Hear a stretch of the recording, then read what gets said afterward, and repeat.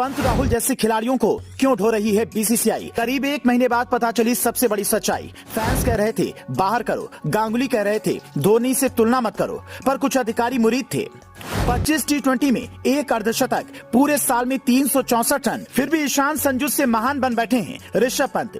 हर किसी के दिमाग में यह सवाल है कि केएल राहुल और ऋषभ पंत का जब बल्ला नहीं चल रहा है तो उन्हें बीसीसीआई क्यों ढो रही है? हमने जब इसकी पड़ताल की तो चौंकाने वाली सच्चाई सामने आई, जिसे सुनकर आप कमेंट में लिखेंगे अगर बीसीसीआई का प्लान इतना बड़ा था तो फिर पंत का बल्ला नहीं चला, ये तो ठीक ही हुआ। लोग ट्विटर पर पंत को बीसीसीआई का दामाद लिख रहे हैं और जो संजू के सच्चे समर्थक हैं उन्हें ये रिपोर्ट जरूर देखनी चाहिए।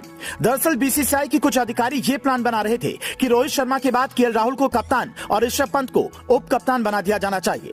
इसके लिए बाकायदा उन्हें इसकी जिम्मेदारी भी दी गई।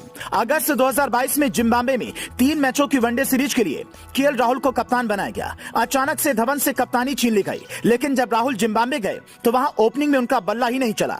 हालांकि शुभमन गिल, शिखर धवन, ईशान किशन और संजू सैमसन के भरोसे इंडिया सीरीज जीत गई। यही हाल ऋषभ पंत के साथ भी हुआ।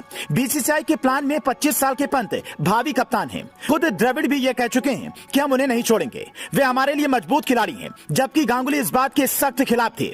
वे कहते थे पंत अच्छा खिलाड़ी है लेकिन धोनी से तुलना मत कीजिए। कहते हैं गांगुली के रहते पंत को कप्तानी देने के लिए बड़ी माथापच्ची हुई थी। जो अधिकारी पंत के मुरीद हैं उनकी ये दलील है कि धोनी और एडम गिलक्रिस्ट जो विकेट कीपर कप्तान रहे हैं वो बड़े सफल हुए हैं, इसलिए पंत भी होंगे। लेकिन ये दलील तब फेल हो जाती है जब पंत का परफॉर्मेंस देखते हैं। चूंकि इंडिया जब वर्ल्ड कप खेल रही थी तभी न्यूजीलैंड के दौरे के लिए टीम का ऐलान हो गया था और उम्मीद थी कि पंत वहां चलेंगे, इसीलिए उन्हें न्यूजीलैंड के दौरे के लिए उप कप्तान बना दिया गया। लेकिन जब वहां भी नहीं चले तो ये साफ हो गया है कि इसे फिलहाल बाहर बिठाने की जरूरत है।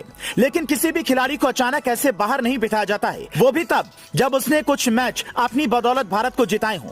इसीलिए वनडे वर्ल्ड कप 2023 से पहले पंत को कुछ और मैचों में मौका देने की प्लानिंग है।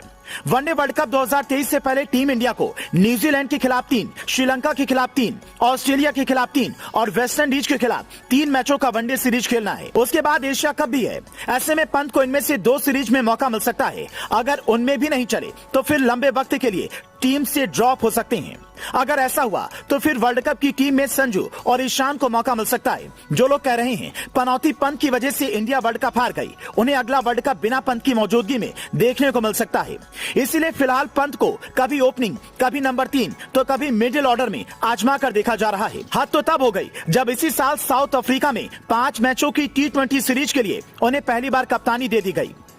पंत पहले ही खराब फॉर्म से जूझ रहे थे और कप्तानी मिलते ही उनका बल्ला खामोश हो गया। पहले मैच में 29, दूसरे में 5, तीसरे में 6, चौथे में 17 और 5वें में पंत 1 रन बना पाए। 25 साल के ऋषभ पंत ने इस साल 25 टी20 इंटरनेशनल मैच खेले हैं, जिनमें एक अर्धशतक लगा पाए। इस साल सिर्फ 367 रन बनाए हैं, जबकि ईशान किशन और संजू सैमसन ने कम मौकों में ज्यादा रन बटोरे हैं। फिर भी अगर आप पंत के फैन हैं तो दुआ कीजिए उनका प्रदर्शन सुधरे। Bureau report, news flash.